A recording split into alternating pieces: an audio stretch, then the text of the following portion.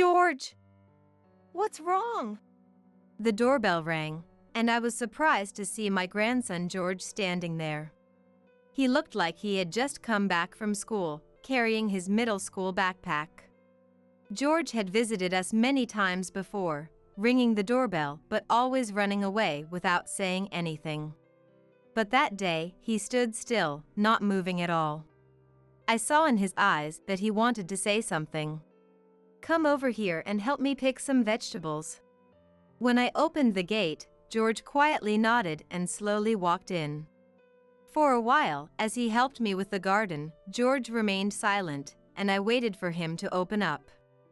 After about 10 minutes, George's face twisted, and he began to cry big tears. Why are you crying? Are you hurt somewhere? I worried that George might have been injured and checked his arms and legs for any signs of harm. "No, that's not it. I'm sorry. I'm so sorry for not being able to tell the truth until now." I waited for George to calm down, then gently encouraged him. "You've wanted to talk about something for a long time, right? Go ahead, tell me." "My name is Michelle, and I'm 65 years old. I used to work as a teller at a local bank. My husband, Stephen, is 2 years older than me and worked at the same bank." The bank is all about connections between people. Your smile has a magical power to soothe others, making you perfect for this job. When I first entered the workforce, Stephen guided me with a firm yet kind hand, teaching me the ropes of being a banker and a person. I was drawn to Stephen's genuine kindness and ability to connect with everyone he met. Stephen was highly respected at the bank and eventually rose to the position of branch manager. "Michelle, we've got a great crop of eggplants this year. The tomatoes are still small but looking glossy and cute." After retiring from the bank, we cultivated a small garden in our backyard, living a modest life while growing vegetables as a hobby. At the end of May, our only son, Nicholas, who had already started his own family, visited us with his wife, Cynthia, and our grandson, George. Nicholas had graduated from college, joined a company in the city, and 5 years later brought his fiancée, Cynthia, to visit us once. After that, we only received a letter announcing George's birth, and for 15 years, we had no contact. What have you been doing, not showing up for Christmas or summer vacations? At least call sometimes. Stephen's voice, trained from his time as a branch manager, boomed through the small house entrance. "I'm sorry, Dad. Work has been so busy that I didn't have time to reach out." "Stephen, calm down. You're scaring Cynthia." I smiled wryly and tried to calm down Stephen, who was getting excited. Stephen's joy often turned into an overwhelming display, making it seem like he was angry to those who didn't know him. "It's been a long time, Cynthia. I'm glad to see you doing well." "Sorry for not keeping in touch, Michelle." Nicholas's wife, Cynthia, looked a bit thinner than when we last met 15 years ago, but her bright smile remained the same. Beside her stood a teenage boy carrying Cynthia's bags, and I smiled warmly at him. "You must be George. Nice to meet you, I'm your granny." George, feeling shy, just bowed without saying a word. Despite that, I couldn't contain my happiness at meeting my grandson and kept talking. "I've only seen pictures of you as a baby, but now you look so much like Nicholas did when he was young. How old are you now?" "George is already 14. He'll be taller than me soon," Nicholas answered, standing next to George. That night, we shared a meal with our son's family for the first time in 15 years. Back then, George was still in Cynthia's womb. "I made too many dishes for George, so please help yourself to more," I said, but George only gave a faint smile and didn't say anything. Now that I think about it, Nicholas and Cynthia had been restless since they arrived, only exchanging brief greetings and not talking about their recent lives. "Come on, Nicholas, you're back home, so relax like you used to when you were a kid. George won't feel comfortable if you don't." I joked, and Nicholas and Cynthia looked at each other, nodding in agreement. "We were debating whether to ask for your help. Actually, Cynthia and I are currently unemployed." What? No jobs at all? Why? I was at a loss for words, exchanging glances with Stephen. "We both worked at the same company, but we got tired of the toxic environment. So we decided to quit together and look for new jobs, but we haven't found any yet." We hate to ask, but could we come over for dinner a few nights a week? Cynthia is a great cook, and I can help with anything around the house. Nicholas and Cynthia pleaded, please, with strong urgency. Of course, seeing our son and grandson every day would be wonderful, but… Look up! Do you have any leads on new jobs? George is in middle school. You'll need money for school fees and college prep. Let's not go overboard, Stephen said, chuckling as he tried to calm my worries. They have their reasons. Stephen looked at our son and his family and said, Like Michelle, I'm not overlooking your situation. But family helps each other in tough times. You can always come here for meals. He then smiled warmly and turned to me. Is that okay with you, Michelle? If Stephen says so. I couldn't say all my worries were gone, but I decided to follow Stephen's lead. With Stephen's permission, our son's family started coming over 2 or 3 times a week. Nicholas and Cynthia spent their days working part-time jobs and searching for new employment. Seeing Nicholas sighing while staring at his account balance made me want to reach out and help. Is everything okay? If it's too hard, don't push yourselves. You can live with us if you need to. Don't worry, Mom. We'll keep trying a bit longer. Nicholas's smile reassured me, and I chose to believe him. By mid-June. Do you have an early start tomorrow? The rain is getting heavier, so if you have time, stay over tonight. Stephen suggested, and Nicholas hesitated. We don't want to impose. Exchanging glances with Cynthia, he added. If it's not too much trouble. So, our son's family started staying overnight. Whenever George came over, he often kept his head down and remained silent. George, is something bothering you? Then Nicholas said, That's right, and stepped between George and me. George did poorly on a test recently and got scolded by his teacher. He's been really down about it ever since. I see. So, George, you inherited your struggle with studies from Nicholas. It's all his fault. Which means it's my fault. Stephen's joke made George nod slightly, but I couldn't help feeling that George was just trying to please Nicholas. Around this time, George began visiting our house almost daily, even when he wasn't staying over. He would ring the doorbell and then just stand there, watching us silently.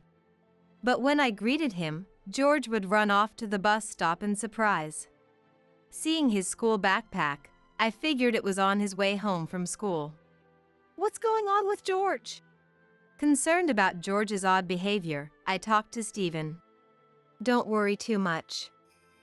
At 14, it's not unusual for him to have a few problems he can't talk about. That's true, but… Even in the pouring rain, George took the bus every day to our house, and I couldn't shake the feeling that there was a significant reason behind his actions. In early July, the days were oppressively hot and humid. Around midnight, I woke up to a noise. I heard what sounded like footsteps from the next room and held my breath. Did I lock up properly? I replayed my memory several times. Before bed, I always checked the locks first, and Stephen double-checked the same places. Even if I missed something, meticulous Stephen wouldn't have. I grabbed my smartphone from the nightstand and cautiously opened the bedroom door. Using the faint light from my phone, I illuminated the room, but nothing seemed out of place. Maybe it was my imagination? Stephen, who was sleeping beside me, also woke up. What's wrong? I thought I heard something, but it must have been nothing.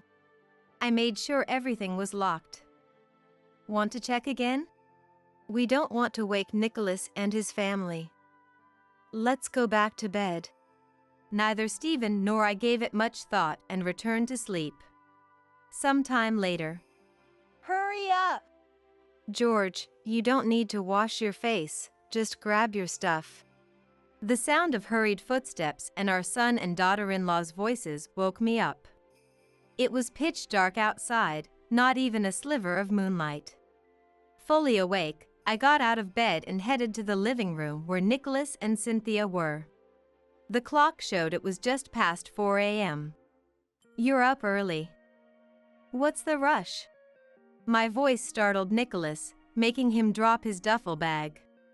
The bag's contents were heavy, and it hit the floor with a dull thud. Mom, what are you doing up so early? That's what I should be asking you. What's with the bag? Nicholas hurriedly picked up the bag and hid it behind his back. It's nothing. It's just something important for work. That's right. It's nothing you should worry about. Cynthia added with a nervous laugh. Work. Wait, did you find a new job? Yes. I just got a call from, a friend from college. They want me to start immediately. Nicholas rambled, and Cynthia nodded along, saying, yeah, that's right. Congratulations! But is it so urgent? Can't you stay for breakfast? We have a meeting first thing in the morning, and it's far away, so breakfast isn't an option. Just then, Stephen woke up and joined us. This is sudden.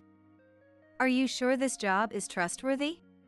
Stephen's concern came through, a habit from his days as a branch manager.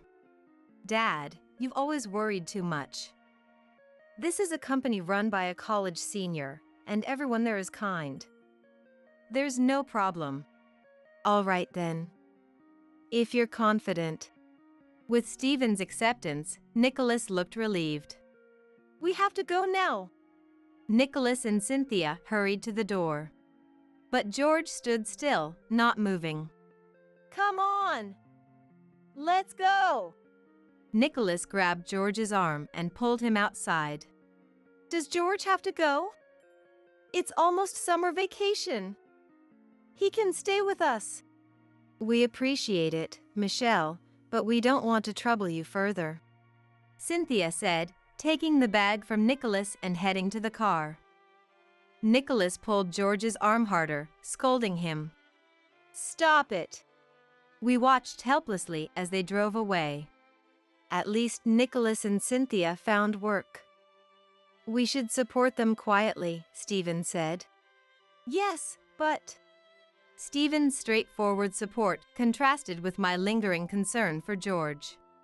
3 days later in the afternoon, I was harvesting vegetables in the garden. After an hour of work, I took a break in the living room with a cup of coffee when the doorbell rang.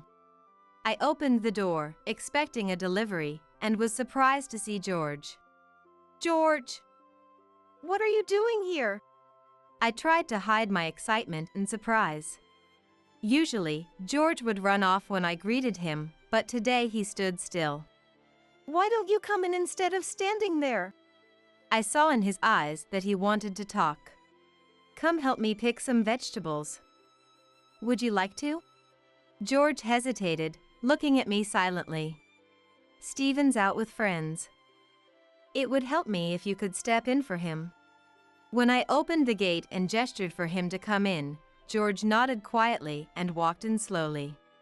For a while, George helped with the garden in silence, and I waited for him to open up. After about 10 minutes, I noticed a black snake near George's feet. The snake was ready to strike, and George hadn't noticed it yet. George, watch out! I immediately pushed George away. The snake lunged and bit my arm. George finally noticed the snake and let out a small gasp. Wow. But when he saw that I had been bitten, realizing I'd been bitten, he shouted, Get away from my granny! And chased the snake away with a stick. As he tried to chase it further, I stopped him. Thank you, that's enough. The snake must have been scared of getting stepped on. I smiled, trying to ease George's fear. But, Granny, you got bitten. That snake isn't venomous. I'll be fine. George seemed to collapse in relief, sitting down on the ground. Why did you protect me? George looked at me with a puzzled expression, and I asked him back. Why would you ask that? You're my precious grandson, of course I would help you. Immediately after, George's face crumpled, and he began to shed big tears. Why are you crying? Are you hurt somewhere? I worried that George might be injured and checked his arms and legs for any signs of harm. No, it's not that. I'm sorry. I'm so sorry for not telling the truth until now. I waited for George to calm down, then gently encouraged him. You've wanted to talk about something for a long time, right? Go ahead, tell me. Dad and Mom told me not to say anything. With that, George slowly took off his shirt, revealing his back. There were numerous scrapes and bruises, and I was speechless at the sight. These marks! Did Nicholas do this? George nodded and began to tell me everything that had happened.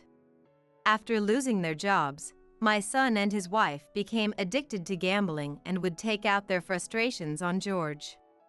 George revealed that the real reason they came close to us was because of the safe Stephen had in his room. Stephen had converted some of his savings into gold bars and kept them in the safe for retirement. Nicholas and Cynthia had planned to steal the gold bars. I overheard their conversation. They threatened me, saying I knew what would happen if I told you. Threatened by Nicholas, George couldn't tell us the truth and had been suffering alone. The couple figured out the safe's combination, took the gold bars, converted them to cash the same day, and left George behind to go on a trip to Australia. You did well to tell me. You're so brave. I hugged George tightly as he cried bitterly. An hour later, I told Stephen what had happened when he returned from his gathering. I can't believe this. Stephen couldn't accept my story at first. He seemed to understand what I was saying, but his desire to believe in our son was stronger. It's true. The gold bars are gone. Stephen quickly went to the room and checked the safe. No! But that doesn't prove they did it. Someone from outside could have broken in. Remember, you said you heard strange noises that night. Even now, Stephen was trying to believe in Nicholas's innocence. You made sure to lock up that night, didn't you? And... What is it? Is there more? I hesitated to show Stephen it until the end, but I finally decided to show him the video George had saved on his smartphone. This is...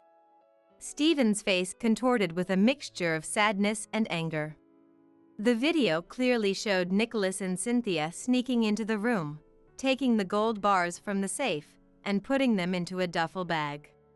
I didn't want to show you this, but this is the reality. I held George close and appealed to Stephen's heart. George's back is covered in scars. He says Nicholas did this to him.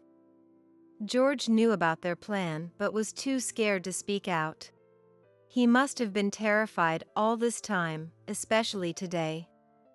But George found the courage to tell us the truth. Imagine how much bravery that took. We cannot ignore this child's courage. The one suffering the most here is not me or you, but George. Stephen looked down at George's face and slowly patted his head. It must have been hard. You must have been in so much pain. I was wrong. Forgive me, George. Stephen shook his head to clear the sadness, then his expression turned to anger. A week later, Stephen and I went with George to the apartment where Nicholas and his family lived. Are Nicholas and Cynthia returning today? I asked for confirmation, and George answered clearly. Yes. The fridge is empty. What kind of life have they been living? According to George, they left only enough money for 10 days of food before going on their trip. Soon, I heard the familiar sound of a car engine parking, followed by footsteps on the stairs, and Nicholas and Cynthia's laughter approaching. The front door slowly opened, and Nicholas and Cynthia, with their sunburned skin, walked in. Did you enjoy the trip? Stephen asked, and their laughter immediately stopped. Dad, why are you here? Nicholas and Cynthia hadn't told us their current address. Nicholas glared at George hiding behind me and shouted, George! Did you tell them? You traitor! He lunged at George. Just as Nicholas was about to grab George, Stephen stepped in and twisted Nicholas's thin, frail arm. Ouch! I didn't do anything. Let me go! The self-defense techniques I learned for bank robbery prevention came in handy. When Stephen loosened his grip, Nicholas's emaciated body collapsed to the floor. How does it feel to go on a trip with money you stole from someone else? Stole? What are you talking about? Nicholas tried to bluff, but Stephen said, Why don't you just admit it? And showed the footage George had secretly recorded. So your goal was the gold bars from the beginning? George! You know what will happen to you later. Cynthia shouted, causing George to tremble. So that's how you've been hurting this child. But that ends today. You're going to confess everything you've done. Nicholas, intimidated by Stephen's glare, lost the will to argue and began to explain. Both Nicholas and Cynthia had a penchant for gambling. Initially, they used their allowance to relieve work stress. However, after experiencing a significant win, they couldn't stop, eventually falling into insurmountable debt. In the end, I abused my position in accounting and embezzled company funds, which led to our dismissal. We had no choice. No choice? The problem started when you got into debt from gambling. You should have been more responsible as parents before it got that far. Stephen's stern words left them hanging their heads. Dad, please. We'll change and work hard from now on, so please don't report us to the police. Nicholas apologized deeply, and seeing this, Cynthia hurriedly followed his lead. Stephen looked at me and then at George. George, what do you want to do? I don't want Dad and Mom to get arrested. I just want them to go back to being the kind people they used to be. Seeing George's sincerity, Stephen nodded with a smile. All right then. There's one condition. You two must undergo treatment with a specialist to overcome your gambling addiction. Understood? Got it. We'll do it. Cynthia nodded and thanked Stephen for his leniency. While our son and his wife focused on their treatment in a facility, George stayed with us.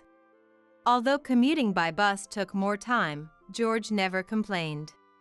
I get to see different views, and I enjoy it more now.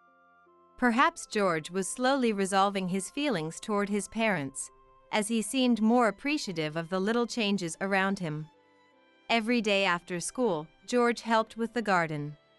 Isn't weeding boring? I asked, and George smiled warmly. Not at all.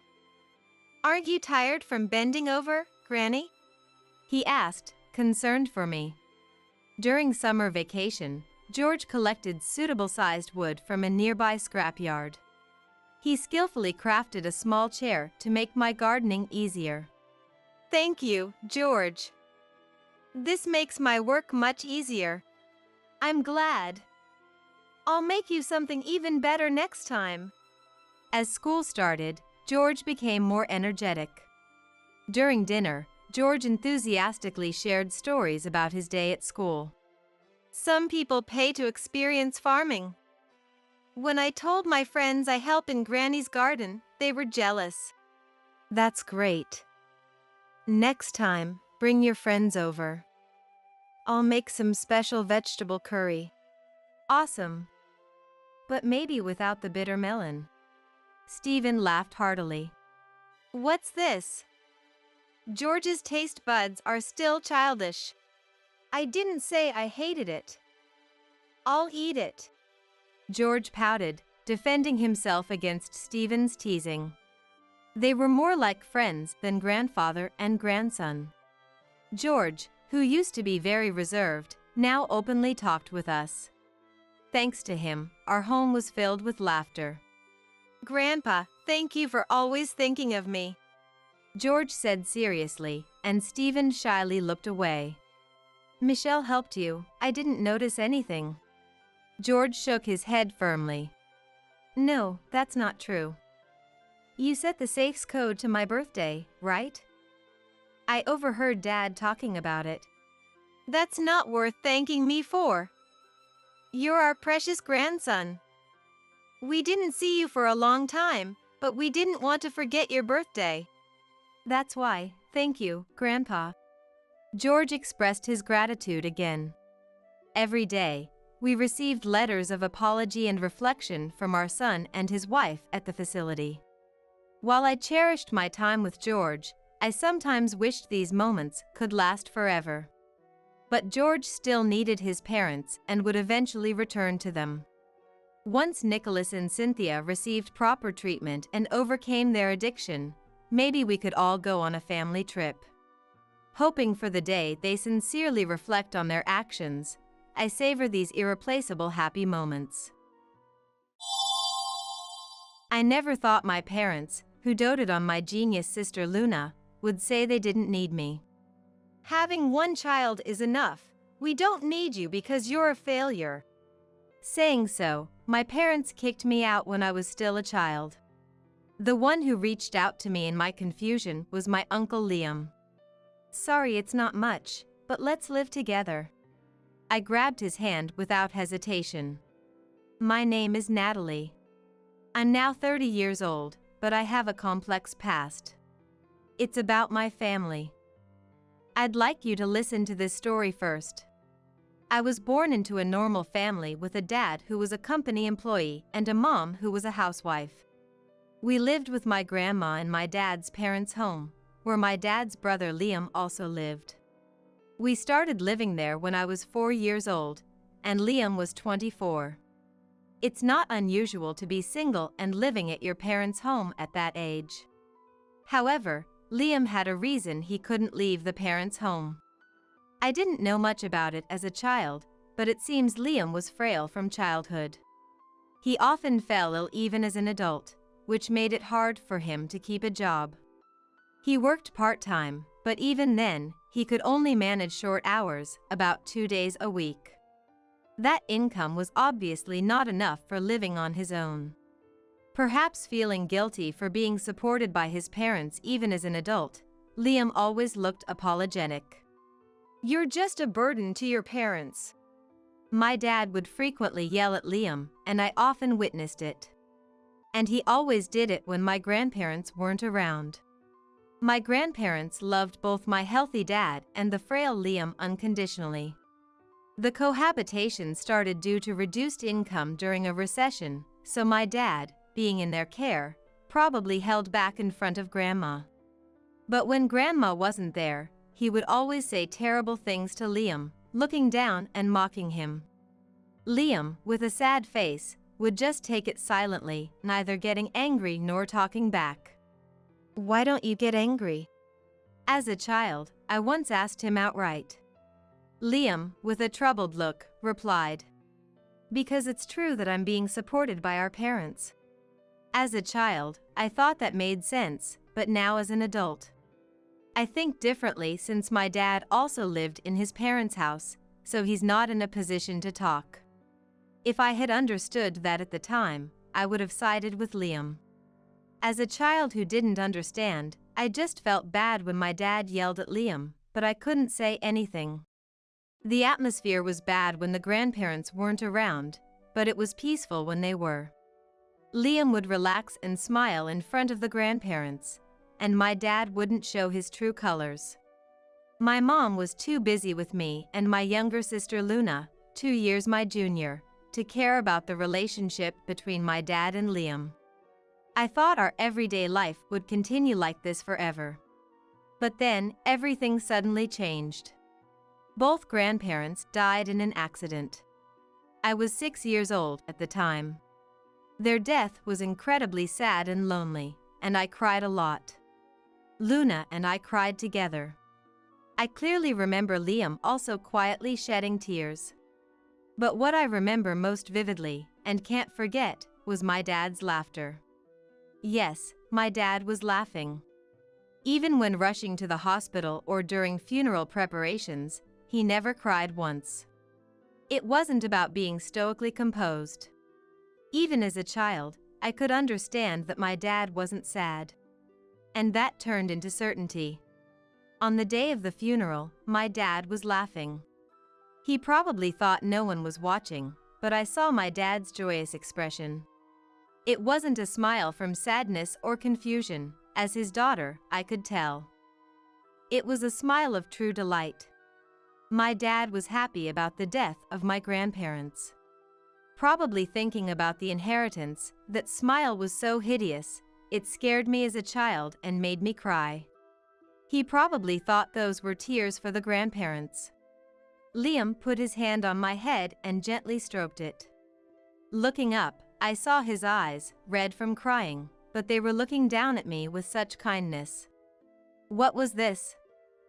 Despite being brothers, Dad and Liam had completely opposite reactions to our parents' death. That moment greatly increased my sense of discomfort towards my dad. Then Dad's attitude changed drastically. First, his treatment of Liam became openly worse. Why should I have to support a useless person like you? Be grateful I'm even letting you live here. If you can't pay rent, I'll take all the inheritance. At the time, I didn't understand, but it was an incredibly unreasonable thing to say. Despite having the right to an equal share of the inheritance, Dad wanted it all for himself because he had the highest income. Liam could have stood up for himself or sought legal action through the appropriate agencies. But he didn't. Even though he looked sad, he never argued back against Dad or claimed his share of the inheritance. Worried about Liam, who was losing his spirit, I asked, "Are you okay?" "I'm frail and can't work properly, so it can't be helped," Liam said with a weak smile. Every day, Dad hurled abuse at him, and the frail Liam became thinner and paler. Still, Liam would smile at me and say, "I'm okay." But 3 months after my grandparents died, Liam was eventually kicked out of the house. "Get out," Dad said, and Liam left without arguing or resisting. "Liam, I don't want you to go," I said, pulling on his arm in sadness over parting with gentle Liam, but he quietly moved my hand aside and patted my head. "It's okay. You're a strong girl, Natalie. You'll be okay without me." "But you won't be okay, will you?" Liam was frail and unable to work properly. How could he survive on his own? As I looked at him with tears in my eyes, Liam said, "I'll be okay," and left. Parting with Liam was sad, but as a child, there was nothing I could do. Moreover, I soon found myself in no position to worry about others. 2 years after my grandparents died, when I was 8 years old, I was attending elementary school like any other child. Luna turned 6 and was about to start elementary school. It all started when Mom said, "Luna is a genius, according to the preschool teacher. I guess she takes after me." A genius, maybe. Dad, getting carried away, decided on a whim to have her take an IQ test. The results were shocking. IQ 150? She's definitely got my genes. Luna's result showed an astounding IQ of 150.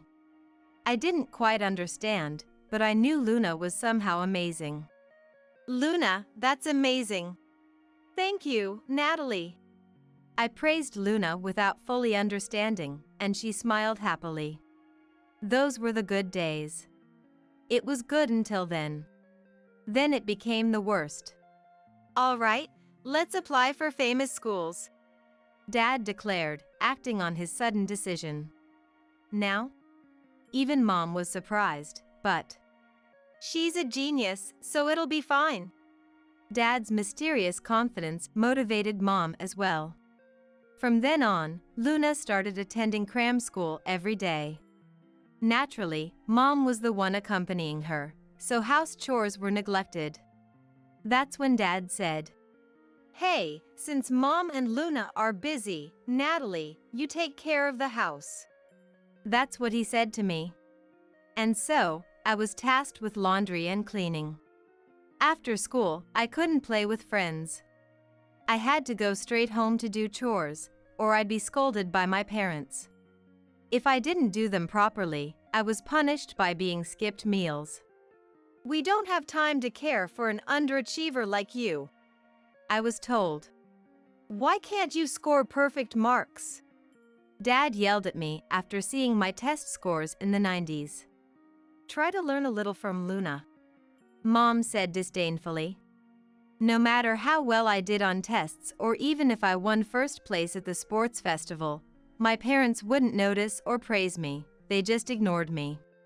Like a machine, they only said to learn from Luna. And then, they even went as far as to say, "Well, it's impossible for you anyway. Luna is a genius, but you're incompetent." Luna truly was a genius and quickly got into a famous elementary school. As a result, my parents' treatment of me became even colder.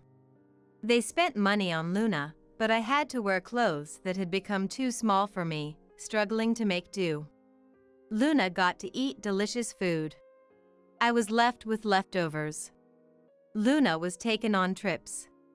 I had to stay home. My parents blatantly favored Luna over me. "Luna will surely succeed in the future.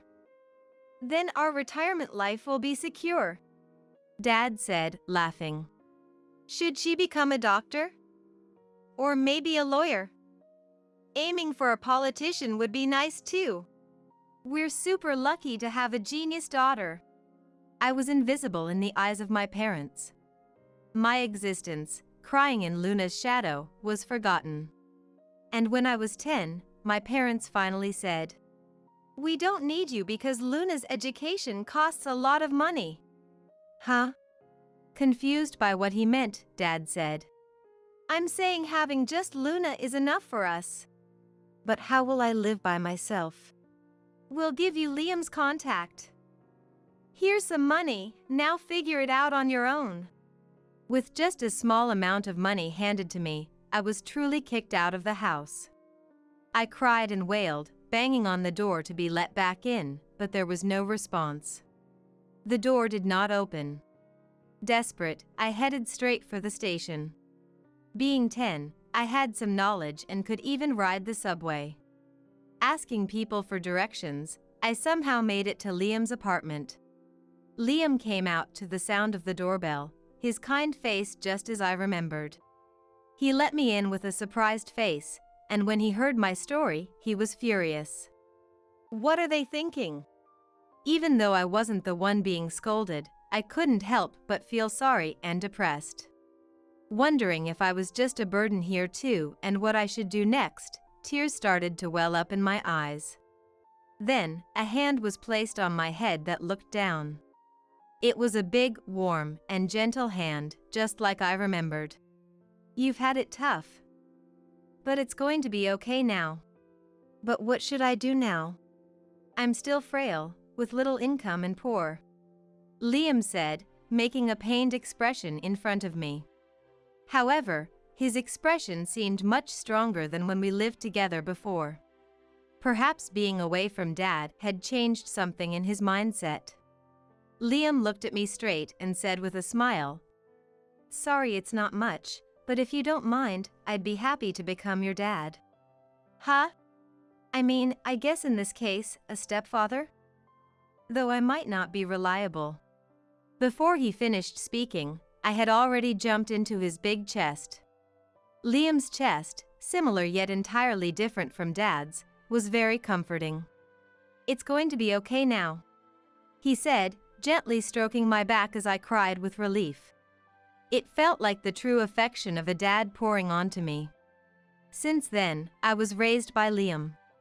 Indeed, Liam was poor and often sick, which made things tough at times. But even in poverty, our home had smiles.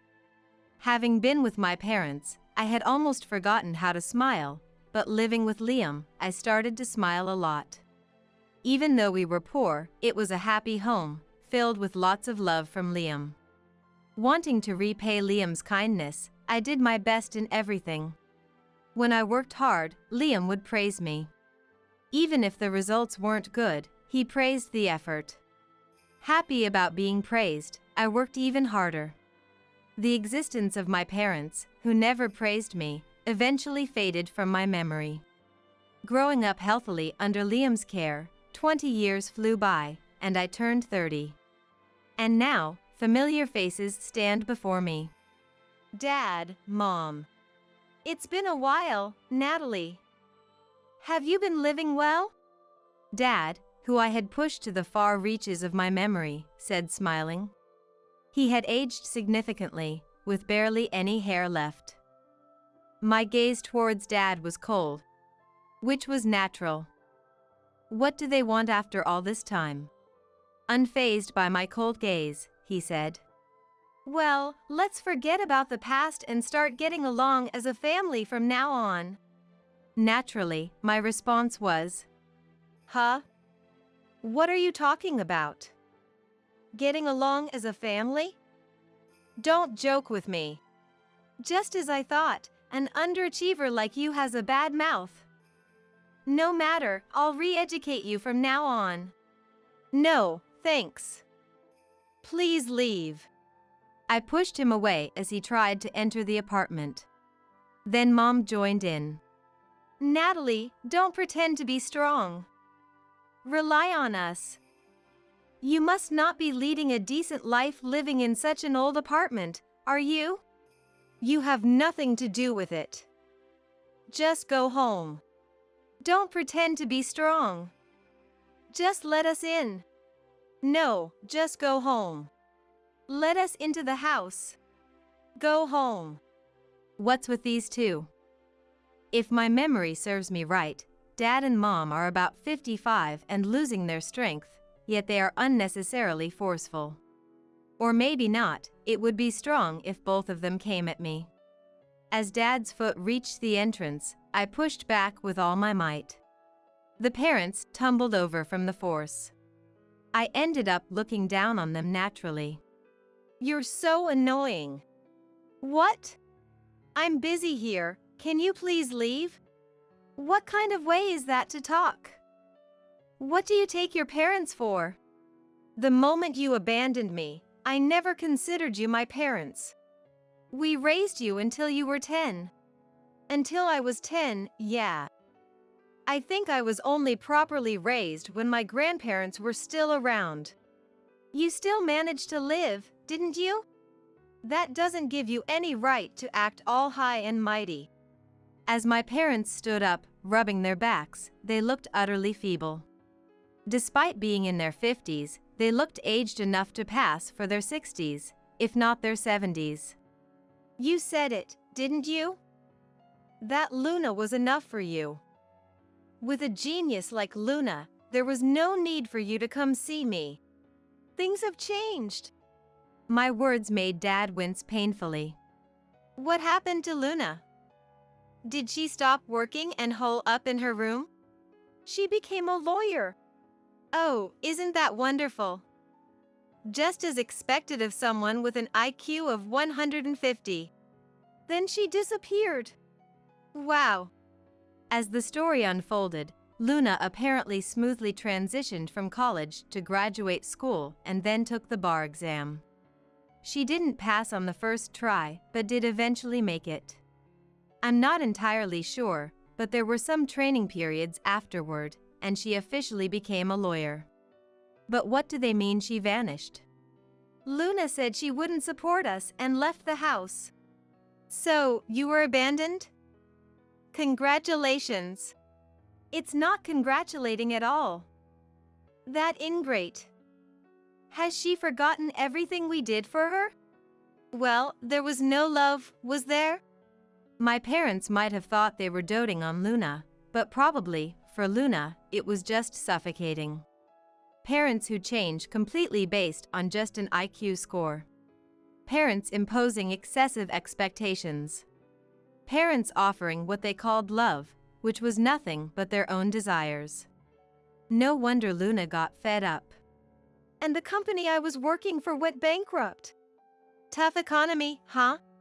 There was no severance, and the unemployment benefits are about to run out. That's great. It's not great at all. And looking for a new job now is tough. Tough? I couldn't help but laugh at the lack of enthusiasm. So, look after us. The laughter stopped instantly. No. What? You're abandoning your parents? The only dad I have is Liam, who has been taking care of me since I was 10. What? Dad was stunned by my words. If you came to this apartment, you knew I was living with Liam, right? What are you surprised about now? You think of Liam as your dad? Liam, who has been frail yet worked hard to ensure I didn't suffer, is indeed my dad. I said, as my parents looked at me with surprised faces. Liam worked hard despite his frail health and did his best to make sure I didn't have to struggle. And I've worked very hard in return. So, you have a reasonable job? I guess. Suddenly, Dad grabbed my shoulders. Let go. I see. You're angry, aren't you? And embarrassed? Were you even listening? No need to hear it all to understand. You felt lonely, right? And you're sulking. That's it, isn't it? We always loved Luna more, so of course you'd sulk. But you're happy and embarrassed to see us. Don't jump to conclusions. Don't worry, we'll be with you as your parents from now on. I didn't understand what he meant. Was Dad already suffering from dementia? For a moment, I stared blankly at my parents' faces and then began to laugh at their expressions. Why are you laughing? Is it from happiness? Of course not. Just so you know, I haven't thought about you not even once in these last 10 years. Thanks to Liam, I've been leading a very fulfilling life. The sudden laughter took my parents by surprise, and I continued speaking. I graduated from college on a scholarship, you know. Is that so? Then you must have landed a job at a good company. Yes, I did. I got a job at a pretty famous corporation. Is that so? Is that so? And I met a nice person and got married. Then, I must greet your husband as well. No need. Huh? I will. It's impossible. He's abroad right now. Is that so?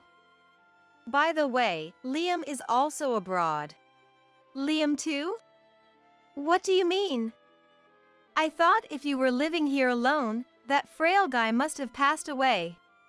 Don't just assume Liam has died. My husband is on an overseas assignment in a place good for recuperation, so Liam went with him. Liam has gotten much better and is happily playing with my children. You have children? It seems Dad's mind can't keep up with the flood of information coming in. I smiled at my surprised parents. At first, Liam was reluctant to live with us, but he finally accepted, and now we're all living happily together. Then, should we go abroad too? You can, but we won't live together or take care of you. Live on your own money. That's impossible, you know that. Are you abandoning your parents? You were the ones who abandoned me first. Angered by their utterly selfish reasoning, I finally lost my temper. My parents looked pale. I owe nothing to you who abandoned me, but I owe a lot to Liam. I intend to repay Liam from now on. Please, at least send us some money. Liam never touched the money I sent him and always lived in this old apartment. But finally, he agreed to live together abroad, so I came to make the arrangements. Huh? It's such a coincidence that you came on the last day I'm leaving this old apartment. What? You're leaving here? I've finished the moving out process, and all that's left is to return the keys. I'll be going back to my home abroad immediately. What about us? Are you abandoning us? Mom asked with a pale face, and I nodded emphatically. Thank you for abandoning me, I said with a smile, and the two of them were speechless. Really, thank you. Thanks to you, I am happy now, I said, passing by them. How does it feel for the parents who abandoned their daughter to be abandoned by their daughters? I asked one last question, but no reply came. I didn't wait for an answer and left the place, thinking this would probably be the real farewell with my parents. After that, I went back to my home abroad. I had worked hard while living with Liam. That hard work paid off, and I managed to get a job at a good company. Then I got an overseas assignment and married a man I met locally. Liam cried and celebrated. And now, with the birth of my children and living with Liam, I am living happily. With my husband, children, and Liam. Also, I hope I can find a wonderful man like your husband soon. Luna is beside me, laughing as she watches the children play in the garden. Now that you're finally free from our parents' curse, I'm sure you'll find someone nice. Before that, I need to get used to my job first. Why don't you try getting a lawyer's license here? I think I'll pass on being a lawyer. No more doing what my parents want. I'll work hard at the job I want to do. I see. Right after I left home, abandoned by my parents, a letter from Luna arrived for Liam. The letter spoke of her suffering under our parents' twisted love and pressure, leading Liam and I to secretly communicate with Luna, who was still living with our parents, without them noticing. Luna wanted to come to Liam too, but Liam's financial situation couldn't support both of us. Above all, our parents wouldn't allow it. So, for the time being, she lived with our parents who could support her, planning to leave home as soon as she became an adult. Luna endured a tough life, but she overcame the trials and gained her freedom. Luna left home, taking advantage of our parents' happiness about her becoming a lawyer. Of course, I helped her with that. She secured a job here, but is struggling with the language and unfamiliar things. But she'll be all right.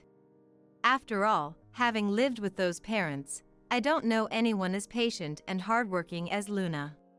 She'll get used to this place soon enough. It's Liam I'm more worried about. Liam says he's going to a language school, I said. Luna nodded with a smile. Right. It's never too late to start something new. Looks like his health is much better now, too. We have to make sure he enjoys life from here on. Exactly.